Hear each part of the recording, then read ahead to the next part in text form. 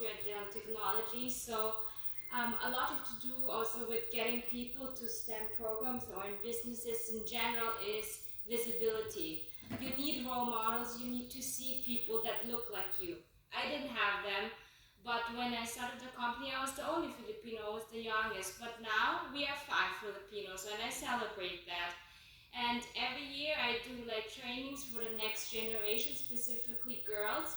And the first time after 5 years, we had a Filipina. She was 11 years old, and she was staring at me like with these big eyes. And I was like, "What's happening there?"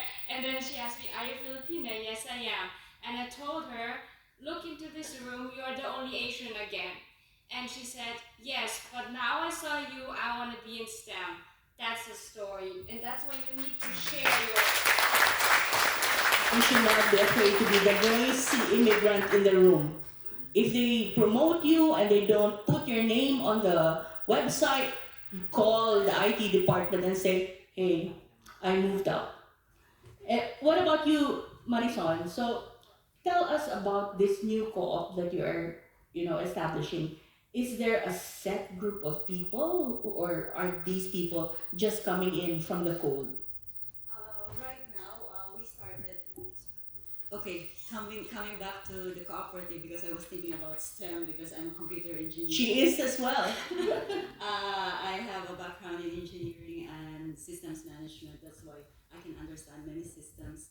Nevertheless, about the cooperative, NP Czech Republic started last year with 18 strong members, and some of us have the passion to really help each other to elevate the wellness, the the situation, especially on the financial terms, and we wanted to support each other's trade or each other's businesses. So how many are we right now? So we have like 7 in the steering committee, and we are also engaging some lawyers for consultation to be able or to ensure that we are following the legal structure in the Czech Republic. And coming back to your question about the 30,000 euros, it doesn't require 30,000 euros in the Czech Republic, only Okay. 4,000 crowns.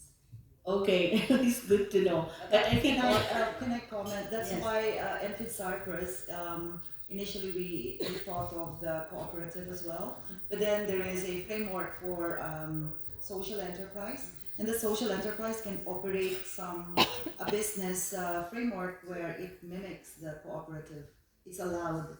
So I think, but that's in Cyprus. I'm not sure if it's, but most things in Cyprus are patterned after EU, so we need to check it out, Marison. I think. Sure, and also we are not solely registering as cooperative. We are also registering as a simple NGO. Okay. Those to supplement each other. Okay, we take questions now from the yes. Hi everyone. So it's not a question actually. So my name is Feymara Santos-Bonanway. So I'm with the delegation from Hungary. Just to comment on sorry, I just very soft. Just to comment on the previous question from Valerie. Is it possible to have a business and a social impact at the same time? And I'm one of the more fortunate people who I think embodies this concept of having a business and a social impact. So as Consul General Atienza mentioned earlier, the wave of migrant workers, Filipino migrant workers coming from the Philippines to Hungary is quite new. And in general, Hungary is new to welcoming migrant workers. But when it started, so I was thinking of doing something. So after university, actually, just a backstory. After university, I went to Australia for 10 years, and I was in finance. And then I moved to Hungary, and I said, in Hungary, I'm gonna lay low. I'm gonna live a more quiet, simple life, and probably settle in the future. But then the opportunity came up, and now my first company is actually an entity that works with the Hungarian employers who have Filipino migrant workers. So I have contracts with the Hungarian employers, and they pay me to look after their migrant workers because they understand that they don't have the capacity and the knowledge and the cultural background to manage their Filipino migrant workers. For example, because of the language barrier, I came to Hungary speaking 6 or 7 languages because of my international relations background, but Hungarian is a totally different language. It doesn't have a lot of relatives. It says it's closer to Finnish, but you can't really compare the two. It's very hard, and for someone who comes from the Philippines, and then the healthcare system is free, but your doctors they don't speak English. So that's where my company comes from. I get paid by the Hungarians, but my service is free for the Filipino migrant workers, and I'm very happy that it seemed impossible before, but I myself cannot believe that for the issues, for the new immigration policies and projects, and possibly some new legislation in relation to migrant workers, not just Filipinos, but other groups of nationalities coming into Hungary, they are inviting us. And just recently, we had a conference with the United Nations International Organization for Migration in Hungary, and I was one of the panelists for the Filipinos, and they wanted to hear what the experiences, the challenges, and the opportunities of improvement are.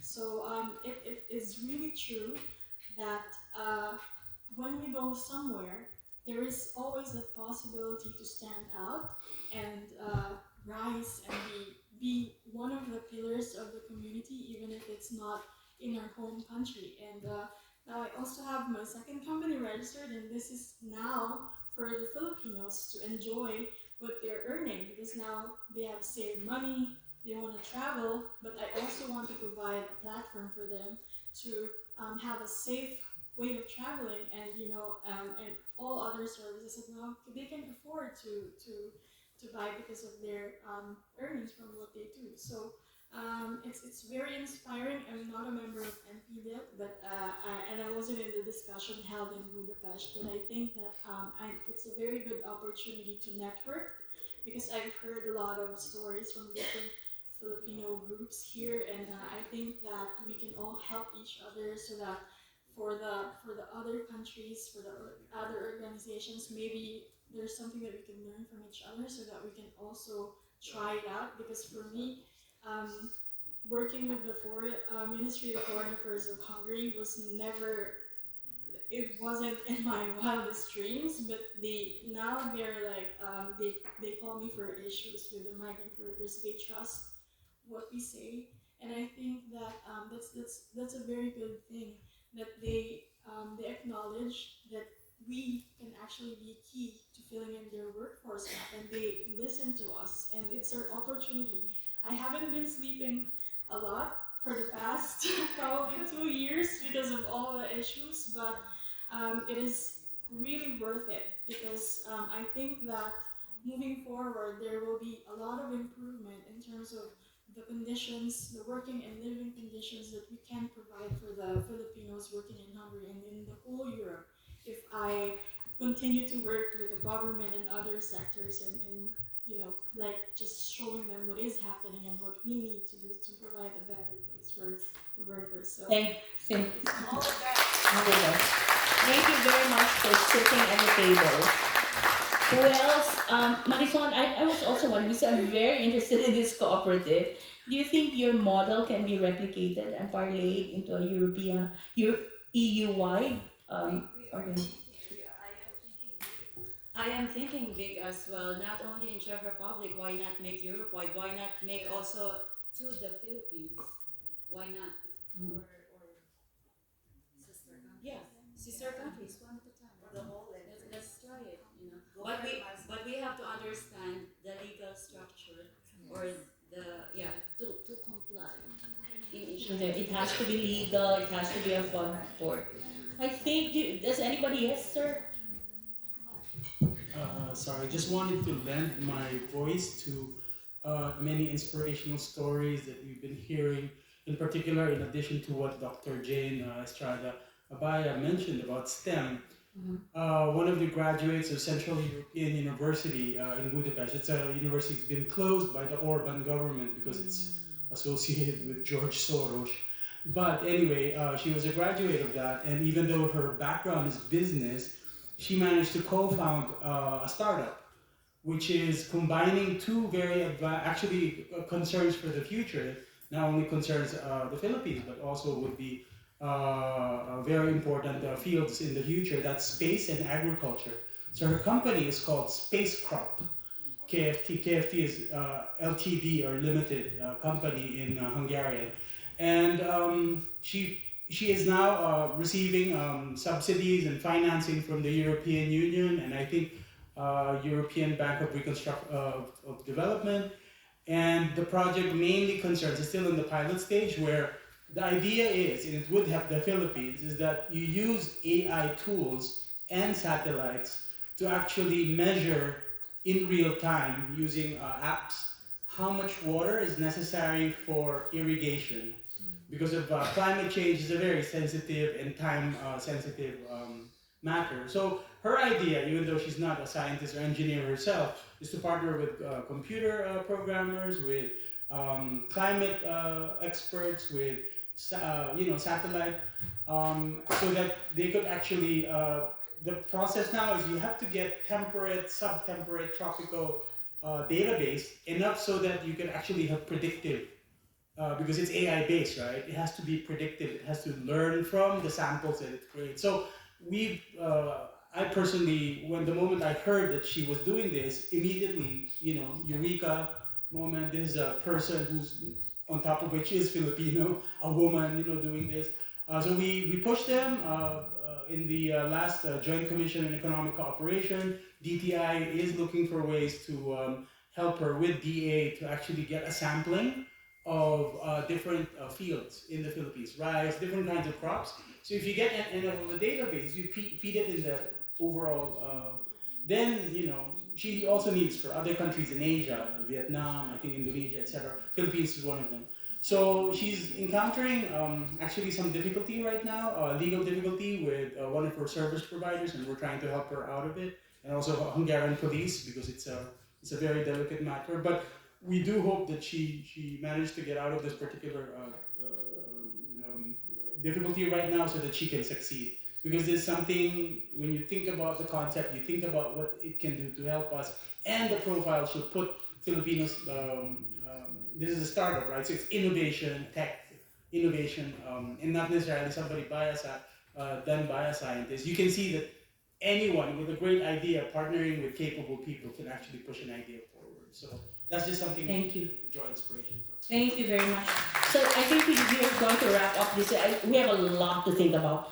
So now we know that the Filipino organizations that you all are in your different countries are not just regional party organizations, but you can also make money from it, financially support each other. So let's be innovative and think out of the box when we run our Filipino organization. So thank you very much to the three ladies, and we hope, always I say, we hope to see you in Iceland. We will talk about climate warriors, immigrants as climate warriors. Thank you very much. Thank you very much. Thank you, Valerie from Cyprus, our future, Marissa from Czech Republic, Christelle from Austria, and Marvi Oxley, the host for the AGM next year from Iceland. So